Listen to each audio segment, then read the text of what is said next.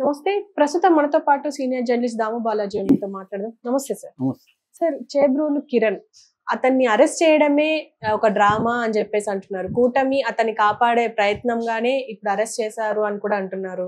ఇంకో పక్క అతని కుటుంబానికి నష్టపరిహారం ఇవ్వాలి, డబ్బులు ఇవ్వాలి అని చెప్పేసి కూడా కొన్ని డిమాండ్స్ వినిపిస్తున్నాయి. అసలు ఎలా చూడొచ్చు అంటారు సార్ ఇదంతా? చేబ్రోలు కిరణ్ ఇష్యూ ఒక విచిత్రమైనదిగా చెప్పుకోవచ్చు. మామూలుగా ఏంటంటే గత 10 నెలల్లో అనేక మంది వైసీపీ సోషల్ మీడియా వాళ్ళని అరెస్టులు చేయడం, కొంతమంది అరెస్టులు కూడా చేయకుండా పోలీస్ స్టేషన్లో తీసుకెళ్లి కొట్టడం, కొంతమంది మిస్సింగ్ అయిపోవడం, దాంతో వైసీపీ నుంచి పెద్ద ఎత్తున దీని మీద ఆందోళన వచ్చాయి. ఒక రౌండ్ చాలామంది జైలుకి వెళ్ళి కూడా వచ్చేసారు. దాంతో గత కొంతకాలంగా వైసీపీ సోషల్ మీడియా మరింత అగ్రెసివ్గా మారింది. అంటే జైలు, పోలీస్ స్టేషన్లు ఇంతే కదా, ఏమవుతుందిలే అన్న ఒక తెగింపుకి వచ్చినట్టు కనపడుతుంది. జగన్ కూడా ఎప్పుడూ లేనంతగా కార్యకర్తలకు అండగా ఉండడం, వీళ్ళ కోసం లీగల్ టీమ్స్ని ఫామ్ చేయడం, ఎవరైనా అరెస్ట్ చేస్తే 5 మంది 10 మంది లాయర్లు వెళ్ళిపోవడం, లోకల్ స్థానిక వైసీపీ నాయకులు వాళ్ళ దగ్గరికి వెళ్ళిపోవడం, వాళ్ళ ఫ్యామిలీలకు అండగా నిలబడడం, కోర్టుల్లో హెబియస్ కార్పస్ పిటిషన్లు. సాక్షాత్తు హైకోర్టు జడ్జి గారు అన్నారు, నేను నా లైఫ్లో ఇన్ని హెబియస్ కార్పస్ పిటిషన్లు ఒక రోజులో నేను చూడలేదు అన్నారు. అట్లాగే పోలీస్ స్టేషన్లో కొడతా ఉన్నారు, సీసీటీవీ ఫుటేజీలు ఇవ్వండి అని పోలీసుల్ని అడిగితే కూడా సీసీటీవీ ఫుటేజీలు ఇవ్వలేదని హైకోర్టు చాలాసార్లు ఆగ్రహావేశాలు వ్యక్తం చేశారు.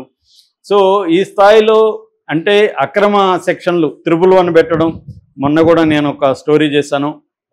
పోసాని కృష్ణమురళి విషయంలో 111 సెక్షన్ పెట్టొద్దు అని చెప్పినా కూడా పెట్టారని సూలూరుపేట పోలీసులకి ఎస్సీఐకి చాలా సివియర్ వార్నింగ్ ఇచ్చి మెమో జారీ చేయమని కూడా హైకోర్టు అనింది.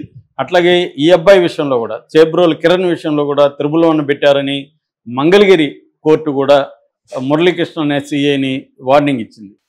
ఎందుకంటే నేను చాలాసార్లు చెప్పాను, 111 బిఎన్ఎస్ 111 111 బిఎన్ఎస్ భారతీయ న్యాయ సంహిత అనేది దుర్వినియోగం అవుతున్న చట్టం సెక్షన్. అది మన కర్ణాటక హైకోర్టు కూడా మొన్న అక్కడ కూడా ఇదే గొడవ అనమాట. అంటే ప్రతిపక్షాల కార్యకర్తల్ని లేకపోతే జర్నలిస్టుల్ని, పౌర సమాజాన్ని వేధించడం కోసం గతంలో ఉపా లాంటి చట్టాలు ఉండేవి.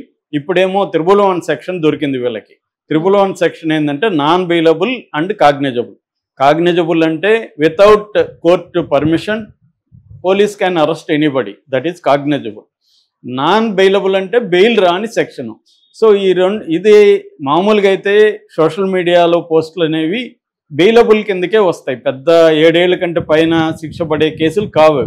కానీ 111 పెట్టేసి 111 ఏం చెప్తుంది, ఆర్గనైజ్డ్ క్రైమ్ మెంబర్ లేదా ఆర్గనైజ్డ్ క్రైమ్ సిండికేట్ మెంబర్కి నువ్వు ఆశ్రయం ఇవ్వాలి, లేదా ఆర్గనైజ్డ్ క్రైమ్ సిండికేట్ సంపాదించిన డబ్బుల్లో నీకు వాటా ఉండాలి. ఇలాంటి వేగ్గా ఉన్నాయన్నమాట. అట్లాగే రెగ్యులర్గా హ్యాబిచువల్ క్రిమినల్ అయి ఉండాలి, అంటే 10 ఏళ్లలో అనేక ఛార్జ్షీట్లు ఫైల్ అయి ఉండాలి. ఇట్లాంటి కొన్ని వేగ్ దీన్ని పెట్టుకొని ఈ సెక్షన్లో పెట్టేస్తున్నారు. నిజానికి కంప్లైంట్లు అవి ఉండట్లేదు. కంప్లైంట్లో లేని నేరాన్ని ఈ సెక్షన్ పెట్టడం అనేది కరెక్ట్ కాదని హైకోర్టు చెప్పింది. ఒకవేళ పోలీసులు పెట్టినా వీళ్ళని రిమాండ్కి ఇవ్వకండి, మెకానికల్గా మీరు రిమాండ్కి ఇచ్చేస్తున్నారని కూడా ఆంధ్రప్రదేశ్ హైకోర్టు కింది కోర్టుల మ్యాజిస్ట్రేట్లకి ఆదేశాలు ఇచ్చింది. ఇవ్వకండి, మీరు మెకానికల్గా ఇవ్వకండి, ఎందుకంటే సుప్రీంకోర్టు తీర్పులు ఉన్నాయి. Bail is the rule, jail is exception అనేది మనం ఫాలో కావాలి. మీరు గుడ్డిగా పోలీసులు పెట్టి తీసుకురాగానే వాళ్ళకి ఇచ్చేస్తున్నారని చెప్పిన తర్వాత కింది కోర్టుల మ్యాజిస్ట్రేట్లలో కూడా మార్పులు వచ్చాయి. అందుకని ఈ అబ్బాయి విషయంలో, నిజానికి ఈ అబ్బాయి విషయంలో కూడా, చేబ్రోలు కిరణ్ విషయంలో కూడా 111 పెట్టకూడదు. కానీ వాళ్ళు ఎందుకు పెట్టారు, వైసీపీ వాళ్ళ మీద పెట్టేదాన్ని సమర్థించుకోవడం కోసం, మేము మీ మీదే కాదు మావాడి మీద అయినా పెడతామని చెప్పుకోవడం కోసమే ఇతన్ని చేశారు.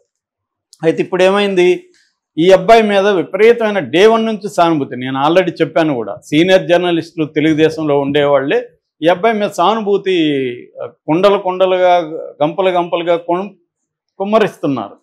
అంటే ఇతనేదో పాపం అదే యుద్ధ వీరుడు లాగా, యుద్ధంలో ఓడిపోయో లేకపోతే బాధపడుతున్నట్టు, ఇతనేదో దేశం కోసం పోరాడి ఇదైపోయినట్టు, ఒక యోధుడు అయినట్టు, అలాగా ఈ లాంగ్వేజ్లో పోస్టులు పెడుతున్నారు. అతను మామూలుడు కాదు, అతను ధైర్యవంతుడు, సాహసవంతుడు.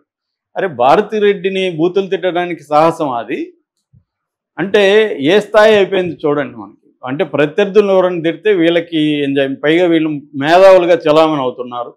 సో ఈ స్థాయిలో ఒక డబుల్ స్టాండర్డ్ అనేది కనబడుతుంది. అంటే వైసీపీ వాళ్ళనేమో వీళ్ళు వేధిస్తూ తమవాడేమో నీచంగా చెప్తే అతన్ని అరెస్ట్ చేయాలన్న పరిస్థితిని క్రియేట్ చేయగలిగింది social media, YCP social media. ఎందుకంటే పెద్ద ఎత్తున దీన్ని ఎక్స్పోజ్ చేశారు. కొన్ని వందల వేల పోస్టులు పెట్టారు దీని మీద, ఇతను వీడియో చేశారు. దాంతో ఇతను కూడా భయపడి సారీ చెప్పాడు.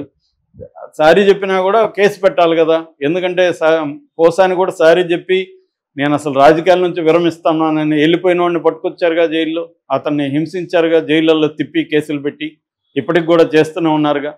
అట్లాగా చాలామందిని చేశారు కదా, మీ వాడిని మాత్రం ఎందుకు చేయట్లేదని అంటే దాంతో అరెస్ట్ చేయాల్సి వచ్చింది. సో ఈ చేబ్రోలు కిరణ్ మీద ఇప్పుడు ఒక కొత్త డ్రామా స్టార్ట్ అయింది. అదేంటంటే వీళ్ళ ఫ్యామిలీ ఎంత కష్టాల్లో ఉన్నారు, వీళ్ళ ఫ్యామిలీ అదే సినిమా కథ.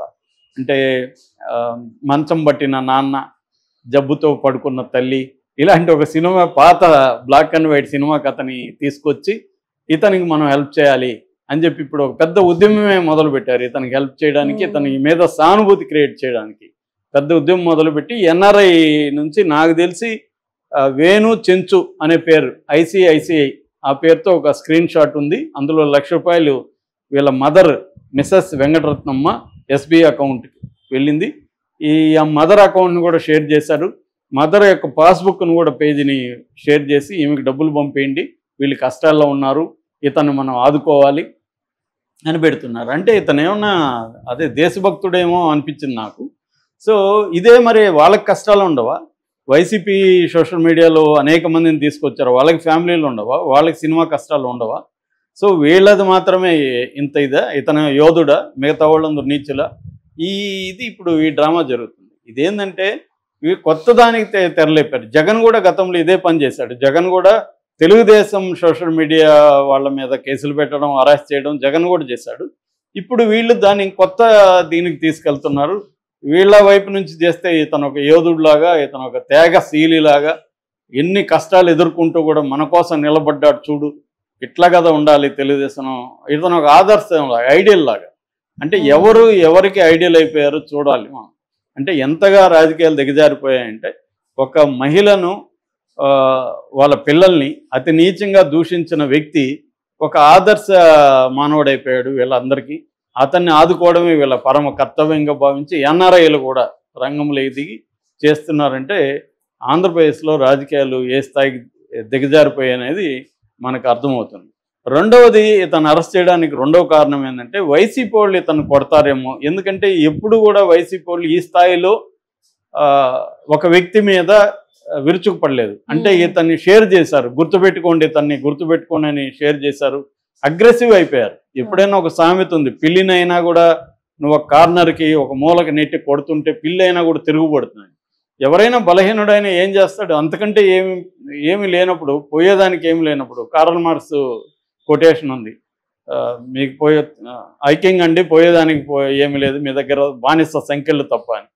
అలాగా వాళ్ళు కూడా ఇప్పుడు వైసీపీ వాళ్ళు ఏమైపోయారు? మోహోకే పోలీస్ స్టేషన్కి తీసుకెళ్తారు, 2 దెబ్బలు కొడతారు, జైళ్ళలో పెడతారు, మనోళ్ళు వచ్చి విడిపిస్తారు, బెయిల్ వస్తుంది, ఇంతకంటే ఏం చేస్తారు వీళ్ళు అని వాళ్ళు ఇంకా ఎక్కువ తిరగబడడం మొదలుపెట్టారు, ఇంకా ఆర్గనైజ్డ్ కావడం మొదలుపెట్టారు. నిజానికి ఒక రకంగా ఈ కూటమి ప్రభుత్వ చర్యల వల్లనే వైసీపీ 10 నెలల్లోనే వాళ్ళు అగ్రెసివ్గా మారిపోయారు. లేకపోతే 11 సీట్లు వచ్చి వాళ్ళ